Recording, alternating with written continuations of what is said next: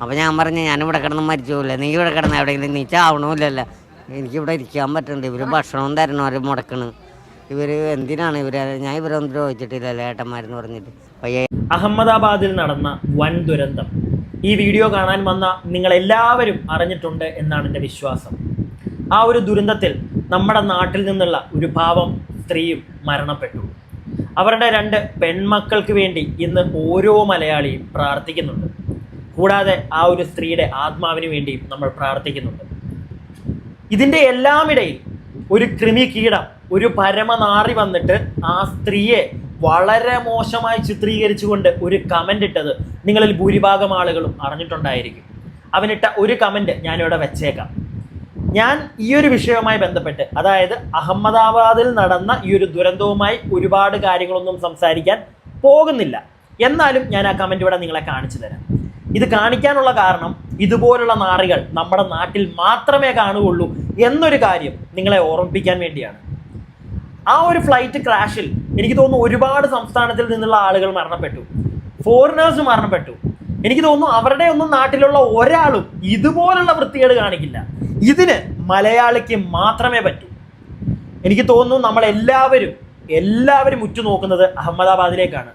നമ്മുടെ main stream channel വഴി അവിടുന്ന് വരുന്ന ഓരോ അപ്ഡേറ്റുകൾ നിങ്ങളെല്ലാവരും അറിയുന്നുണ്ട്. എന്നാൽ അതിൻ്റെ കൂട്ടത്തിൽ കണ്ടല്ലോ, നമ്മുടെ നാട്ടിലാണ് ഇതുപോലുള്ള നാറികളുള്ളത്. ഇങ്ങനെയുള്ള നാറികൾ വേറെയുമുണ്ട് പലതരത്തിൽ നമ്മുടെ നാട്ടിൽ. അങ്ങനെയുള്ള ചില നാറികളെ പറ്റിയിട്ടുള്ളൊരു വീഡിയോ ആണിത്. ഇന്നലെ എൻ്റെ തൊട്ടപ്പുറത്തെ ജില്ല എറണാകുളം, അവിടെ ഒരു പാവം വ്യക്തിയെ ആ വ്യക്തിയുടെ ചേട്ടന്മാർ വെളുപ്പിനെ കാറിൽ കൊണ്ടുവന്ന് വലിച്ച് റോട്ടിലോട്ടിട്ടിട്ട് പോയി. നിങ്ങൾ എത്ര പേര് ഈ വാർത്ത അറിഞ്ഞു? എനിക്കറിയില്ല. നിങ്ങൾ അറിഞ്ഞിട്ടില്ലെങ്കിൽ നിങ്ങൾ അറിയണം. നിങ്ങൾക്ക് ആർക്കെങ്കിലും നിങ്ങളുടെ ആരുടെയെങ്കിലും പരിചയത്തിൽ ഏതെങ്കിലുമൊക്കെ കുടുംബത്തിൽ ഇതുപോലെ വയ്യാതെ, ആ വ്യക്തിക്ക് വയ്യായിരുന്നു, നടക്കാനൊന്നും പറ്റില്ല, അസുഖക്കാരനാണ് എന്ന് വെച്ച് സ്വന്തം ചേട്ടന്മാർ ഇങ്ങനെ ചെയ്യുമോ? എനിക്കറിയില്ല. നോക്കാൻ കഴിയില്ലെങ്കിൽ ഏതെങ്കിലും വൃദ്ധസദനത്തിലാക്കണം. ഞാൻ അത്രേ പറയുള്ളൂ. നോക്കണ്ട. നിങ്ങളിപ്പോൾ കുറച്ച് കൺഫ്യൂസ്ഡ് ആയി കാണും. കാരണം വ്യക്തമായി നിങ്ങൾക്ക് ഈ ഒരു വാർത്തയുമായിട്ടുള്ള ഡീറ്റെയിൽസ് മനസ്സിലായിട്ടില്ല. ഡീറ്റെയിൽസ് ഞാൻ തരാം. ആദ്യമേ ഈ ഒരു വ്യക്തി, അതായത് ഞാൻ പറഞ്ഞല്ലോ ഒരു പാവം വ്യക്തി റോഡ് സൈഡിൽ കിടക്കുകയാണ്. ആ വ്യക്തി തന്നെ പറയുന്ന കുറച്ച് കാര്യങ്ങളുണ്ട്. നിങ്ങൾ ഇതൊന്ന് കേൾക്കുക. എന്നിട്ട് ഞാൻ ഈ ഒരു വാർത്തയുമായി ബന്ധപ്പെട്ട ഡീറ്റെയിൽസിലേക്ക് പോകാം. എല്ലാവരും ഈ വാർത്തകളും കൂടെ ഒന്ന് അറിഞ്ഞോണേ. കാരണം ഇതൊക്കെ നമ്മൾ അറിഞ്ഞിരിക്കണം. നമ്മുടെ അങ്ങ് അടുത്ത സംസ്ഥാനത്തിൽ നമ്മൾ പോകുന്നുണ്ട്, എന്താ നടക്കുന്നതെന്ന് അറിയാൻ. നമ്മുടെ തൊട്ടപ്പുറത്തെ ജില്ലയിൽ നടക്കുന്ന കാര്യങ്ങൾ നമ്മൾ അറിയണം. തൊട്ടപ്പുറത്തെ വീട്ടിൽ നടക്കുന്ന കാര്യങ്ങൾ അറിഞ്ഞില്ലെങ്കിലും ഇവിടെ ഇതുപോലുള്ള ചെറ്റകൾ സമൂഹത്തിൽ ഒരുപാട് നെഗറ്റിവിറ്റി കാണിച്ചു തരുന്നുണ്ട്. അത് നമ്മളൊന്ന് ശ്രദ്ധിക്കണം. ഇതൊന്ന് കേട്ടെ നിങ്ങൾ. ഇന്നലെ രാവിലെ 2 ഏട്ടനും മാമാടെ മകനും കൂടി. അപ്പോൾ ഞാൻ പറഞ്ഞു ഞാനിവിടെ കിടന്ന് മരിച്ചു പോകില്ല, നീ ഇവിടെ കിടന്ന് എവിടെയെങ്കിലും നീ ചാവണമില്ലല്ലോ, എനിക്കിവിടെ ഇരിക്കാൻ പറ്റുന്നുണ്ട്, ഇവർ ഭക്ഷണവും തരണം അവർ മുടക്കണ്, ഇവർ എന്തിനാണ് ഞാൻ ഇവരൊന്നും ചോദിച്ചിട്ടില്ലല്ലോ ഏട്ടന്മാരെന്ന് പറഞ്ഞിട്ട്. പയ്യെ സ്മാരത്തിൻ്റെ അസുഖം വരിക, അങ്ങനെ തലയിൽ ഓപ്പറേഷൻ കഴിഞ്ഞ് തലടിച്ച് വീണ് തല പൊളിഞ്ഞത്, തലച്ചോറ് പുറത്തേടി. പോലീസുകാരെ തന്നെ നമ്മളെ രക്ഷപ്പെടുത്തിയത്. ഇപ്പോൾ കഴിഞ്ഞ ആഴ്ച അവിടെ കിടന്ന് എനിക്ക് അസുഖം വന്നു. ഞാൻ അവിടെ അടുത്ത് മാമാടെ പീറ്ററാത്ത കിടന്നിരുന്നത് മുതലത്. അപ്പം എനിക്ക് അസുഖം വന്നപ്പോൾ നാട്ടുകാർ കൂടിയിട്ട് ഏട്ടന്മാരോട് പറഞ്ഞു. അപ്പോൾ അവർ പറയുന്നത് എവിടെയും പോലീസുകാരാണ് എന്നെ അന്നും രക്ഷപ്പെടുത്തിയത് എന്ന് ഇദ്ദേഹം പറയുന്നത് നിങ്ങൾ കേട്ടല്ലോ. അത് വേറൊന്നുമല്ല, ഇപ്പോൾ എറണാകുളത്ത് നോർത്ത് പാലത്തിൻ്റെ അടിയിൽ ഈ അദ്ദേഹത്തിനെ ഇന്നലെ കൊണ്ടുവന്ന് മാമനും പിന്നെ 2 ചേട്ടന്മാരും കൂടെ തള്ളിയിട്ട് പോയി കഴിഞ്ഞപ്പോഴത്തേക്ക്, ഇന്നായപ്പോഴത്തേക്ക് അവിടെ ഉണ്ടായിരുന്ന നാട്ടുകാരും ഓട്ടോക്കാരും എല്ലാം പോലീസുകാരെ വിളിച്ചു പറഞ്ഞു. പോലീസുകാരാണ് അവിടെയും വന്ന് ഇദ്ദേഹത്തിനെ എടുത്തുകൊണ്ട് പോയത്. ആദ്യമേ പോലീസ് സ്റ്റേഷനിൽ കൊണ്ടുപോയി, അവിടുന്ന് പിന്നെ മാറ്റിയിട്ടുണ്ട് എന്തായാലും ഇദ്ദേഹത്തെ. ഇതുപോലുള്ള ആൾക്കാർ നിങ്ങളുടെ കുടുംബത്തുണ്ടെങ്കിൽ, നിങ്ങൾക്ക് ആർക്കെങ്കിലും ഇങ്ങനെയുള്ള ആളുകൾ ബുദ്ധിമുട്ടായി തോന്നുന്നുണ്ടെങ്കിൽ എടുത്ത് റോട്ടിലോട്ട് കളയല്ലേ, തെരുവ് നായകൾക്ക് ഇട്ടുകൊടുക്കല്ലേ. പറ്റുമെങ്കിൽ ഏതെങ്കിലും ഒരു വൃദ്ധസദനത്തിലാക്ക്.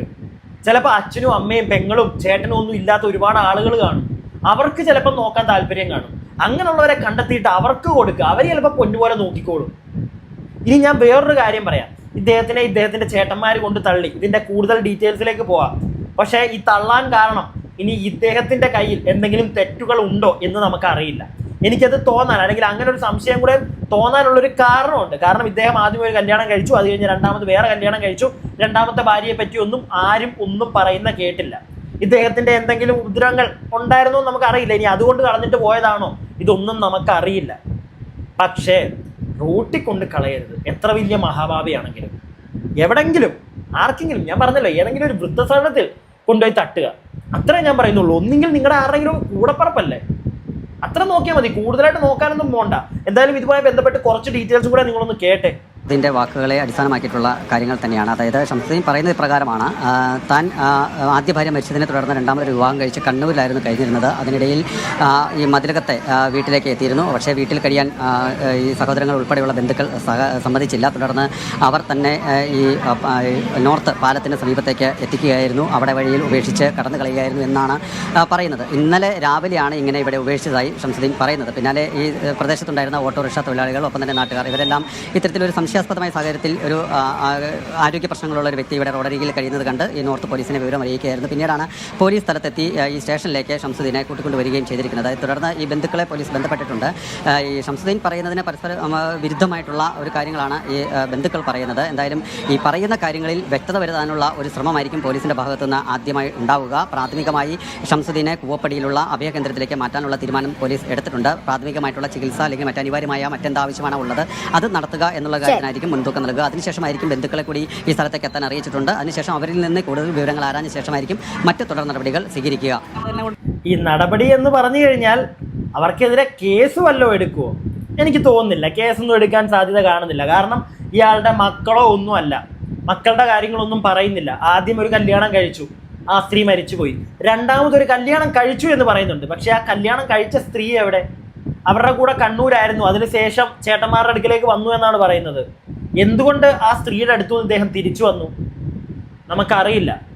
എന്തെങ്കിലും ഇനി ഇദ്ദേഹത്തിൻ്റെ കയ്യിൽ തെറ്റുകളുണ്ടോ എന്നൊന്നും എനിക്കറിയില്ല. പക്ഷേ എൻ്റെ ഒരു അഭിപ്രായം ഞാൻ പറയുകയാണ്, അങ്ങനെ തെറ്റുകളുണ്ടെങ്കിലും വയ്യാത്ത അവസ്ഥയാണ്. എന്തൊക്കെയോ അപസ്മാരമൊക്കെ വന്ന് തലയൊക്കെ പൊട്ടി ആകെ സീനായ ഒരു വ്യക്തിയാണ്. എണീറ്റൊന്നും അധികം നടക്കാൻ പറ്റത്തില്ല. എന്തെങ്കിലുമൊക്കെ സ്വത്തുക്കൾ ഇദ്ദേഹത്തിൻ്റെ പേരിലുണ്ടെങ്കിൽ അത് വിറ്റിട്ട് ഇദ്ദേഹത്തിനെ പിടിച്ച് ഏതെങ്കിലും വൃദ്ധസദനത്തെ ആക്കുക പോരെ. ഇനി ചേട്ടനും അനിയനും ഒന്നും നോക്കാൻ വയ്യ, മാമന് നോക്കാൻ വയ്യ, രണ്ട് ചേട്ടന്മാർക്ക് നോക്കാൻ വയ്യെങ്കിൽ വേണ്ട. കാരണം അവർക്കും കുടുംബങ്ങൾ കാണും, നോക്കണ്ട നിങ്ങൾ. പക്ഷെ അറ്റ്ലീസ്റ്റ് ഒരു വൃദ്ധസദനത്തിലോ എവിടെയെങ്കിലും കൊണ്ടാക്കിക്കൂടെ? റോട്ടിലാണോ എറിയുന്നത്? ഇനി വേറൊരു കാര്യമുണ്ട്. ഇനി ഇദ്ദേഹത്തിൻ്റെ സ്വത്തുക്കൾ, അങ്ങനെയുള്ള പലതും നമ്മളിവിടെ കേൾക്കുന്നുണ്ടേ, നേരിട്ട് കണ്ടിട്ടുമുണ്ട്. സ്വത്തുക്കളൊക്കെ മറ്റേ അടിച്ചു മാറ്റിയിട്ട് ഇനി എടുത്ത് ദൂരെ കളഞ്ഞതാണോ? അതും കൂടി ഒന്ന് തിരക്കിയാൽ കൊള്ളായിരുന്നു പോലീസുകാർ. അത് തിരക്കണം. അങ്ങനെയാണെങ്കിൽ ആ സ്വത്തുക്കൾ തിരിച്ച് ഇയാളുടെ പേരിലാക്കിയിട്ട് ഇയാൾക്കത് വിറ്റിട്ട് ഇയാളെ എവിടെയെങ്കിലും ഒരിടത്ത് ആക്കുക. അല്ലാതെ റോട്ടിലല്ല ഇടേണ്ടത്. ഇങ്ങനെയുള്ള ആരെങ്കിലുമൊക്കെ, ഇല്ലെങ്കിൽ ഇങ്ങനെയുള്ള പരിപാടികളൊക്കെ ചെയ്യുന്ന ആളുകളൊക്കെ നിങ്ങളുടെ അടുത്തുണ്ടെങ്കിൽ ഒന്ന് ഉപദേശിച്ച് മനസ്സിലാക്കുക. ഒന്ന് വേറെ കൂടുതലൊന്നും ഉപദേശിക്കേണ്ട. കാരണം ഒരാളുടെയും കുടുംബത്തിൽ ചെന്ന് നമുക്കൊന്നും പറയാൻ അധികാരമില്ല. പക്ഷേ പട്ടിക്ക് തുല്യമായിട്ട് കണ്ടിട്ട്, അതും തെരുവ് നായകൾക്ക്, സാധാ പട്ടികയല്ല, പട്ടികളയക്കുന്ന ഒരുപാട് സ്നേഹിക്കുന്ന ആളുകളുണ്ട്.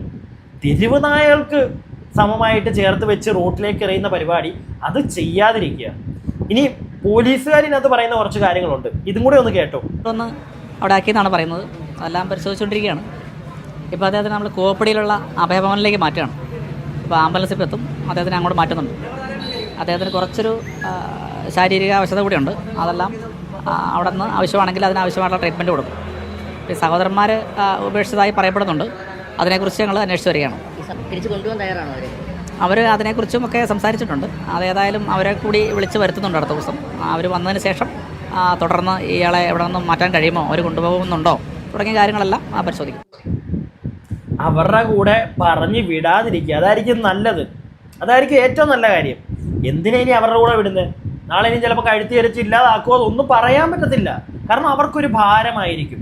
ഞാൻ പറഞ്ഞില്ലേ, ചേട്ടന്മാരാണ്, പുള്ളിയുടെ ചേട്ടന്മാരാണ്. അവർക്ക് കുട്ടിയും കുടുംബവും ഒക്കെ കാണും. അവരങ്ങനെ ജീവിക്കുന്നവരായിരിക്കും. ഇദ്ദേഹത്തിന് എണീക്കാൻ പോലും വയ്യ. അവിടെ കൊണ്ടുപോയി കഴിഞ്ഞാൽ അവരുടെ സൈഡിൽ നിന്നും കൂടെ നിങ്ങളൊന്ന് ആലോചിച്ച്, ആ വ്യക്തികളുടെ ഭാര്യമാർ ഇയാളെ നോക്കുമോ? ഇല്ല. അവർക്ക് പറയാം. എനിക്ക് ഇപ്പോൾ അവിടുത്തെ ഏതെങ്കിലും സ്ത്രീകൾ പറയുകയാണ്, എനിക്ക് എൻ്റെ ഭർത്താവിനെ മക്കളെ നോക്കിയാൽ മതി, ഭർത്താവിൻ്റെ അനിയനെയൊക്കെ നോക്കേണ്ട കാര്യം അവർക്കുണ്ടോ?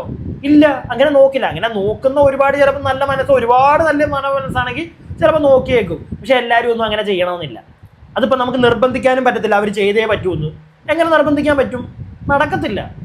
അപ്പം ചെയ്യേണ്ട ഒരു കാര്യം, രണ്ട് ചേട്ടന്മാരും കൂടെ ഇയാളുടെ പേരിൽ എന്തെങ്കിലും സ്വത്തുക്കൾ ഉണ്ടെങ്കിൽ, അത് തട്ടിയെടുത്തിട്ടില്ലെങ്കിൽ അദ്ദേഹത്തിന് തന്നെ കൊടുത്ത് അത് വിറ്റോ എങ്ങനെയാണെന്ന് വെച്ച് കഴിഞ്ഞാൽ ഇദ്ദേഹത്തിനെ എവിടെയെങ്കിലും ആക്കുക. ഇല്ലെങ്കിൽ നിങ്ങൾ എന്തെങ്കിലുമൊക്കെ ഷെയർ ഇട്ടിട്ട്, സ്വന്തം അനിയനല്ലേ, രക്തബന്ധമല്ലേ, എവിടെയെങ്കിലും ആക്കുക. മനസ്സിലായില്ലേ? അല്ലാതെ റോട്ടിലെറിയുന്ന തെമ്മാടിത്തരങ്ങൾ കാണിക്കാതിരിക്കുക. ഈ പരിപാടി ചെയ്ത ആ ഒരു ചേട്ടന്മാരും നമ്മുടെ അഹമ്മദാബാദിലെ ആ ഒരു മരണപ്പെട്ട സ്ത്രീക്കെതിരെ ഇത്രയും വൃത്തിയോടെ എഴുതി വെച്ച പുരമനാറിയൊക്കെ ഇവന്മാരൊക്കെ ഏതാണ്ടൊക്കെ ഒരേ കാറ്റഗറി വരുന്നതാന്നേ, നിങ്ങൾ പറ അല്ലേ? ഇങ്ങനെയുള്ള കുറേ എണ്ണം ഉണ്ട്. എന്തിന്, എന്ത് കാര്യത്തിന്? ഈ ഒരുപാട് നമ്മൾ ഉണ്ടാക്കുന്നുണ്ടല്ലോ, തഹസിൽദാർ ചേട്ടനോടൊക്കെയാ ഉണ്ടാക്കുന്നുണ്ടായിരിക്കുമല്ലോ ഒരുപാട്. ഇങ്ങനെയുള്ള ആവശ്യമില്ലാത്തതൊക്കെ എന്തിന് എഴുതി വെക്കുന്നു? അതുകൊണ്ട് എന്ത് ഗുണം നിങ്ങൾക്ക്? ഈ ഉണ്ടാക്കുന്നതൊക്കെ നിങ്ങൾ മേളിലോട്ട് പോകുമ്പോൾ കൊണ്ടുപോവോ? ഇതൊക്കെ ഒന്ന് ആലോചിച്ചാൽ മതി. വളരെ കുറച്ച് കാലമേ ഉള്ളൂ നമ്മളെല്ലാവരും ഈ ഭൂമിയിൽ, അല്ലേ? എന്താന്ന് വെച്ചാൽ ചെയ്തോ, തെമ്മാടിത്തരങ്ങളോ എന്താന്ന് വെച്ച് കഴിഞ്ഞാൽ ചെയ്യുക. പക്ഷേ മറ്റൊരാളെ ഉപദ്രവിക്കാതിരിക്കുക, അതായിരിക്കും ഏറ്റവും നല്ലൊരു കാര്യമെന്നാണ് എനിക്ക് മനസ്സിലാക്കാൻ. ഇത്രയും കാലം ജീവിച്ചുകൊണ്ട് എനിക്ക് മനസ്സിലായ ഒരു കാര്യമാണ്. ഇനി അഥവാ നമ്മുടെ കയ്യിൽ നിന്ന് എന്തെങ്കിലും തെറ്റ് പറ്റിയിട്ടുണ്ടെങ്കിൽ ഒരു തവണ ചെയ്യുക ആ ഒരു തെറ്റ്, പിന്നെ അത് ആവർത്തിക്കാൻ പോകരുത്.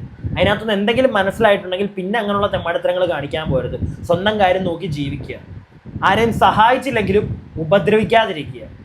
ഞാൻ എൻ്റെ അഭിപ്രായം പറഞ്ഞു. നിങ്ങളുടെ അഭിപ്രായങ്ങൾ താഴെ കമൻറ്റ് ബോക്സിൽ പറയുക. വീഡിയോ ഇഷ്ടപ്പെട്ട ലൈക്ക് ചെയ്യുക. സബ്സ്ക്രൈബ് ചെയ്യാതെ കാണുന്ന ആളുകളുണ്ടെങ്കിൽ സബ്സ്ക്രൈബ് ഒക്കെ അങ്ങോട്ട് ചെയ്യുക. അടുത്ത വീഡിയോയ്ക്കായി stay tuned and stay weird.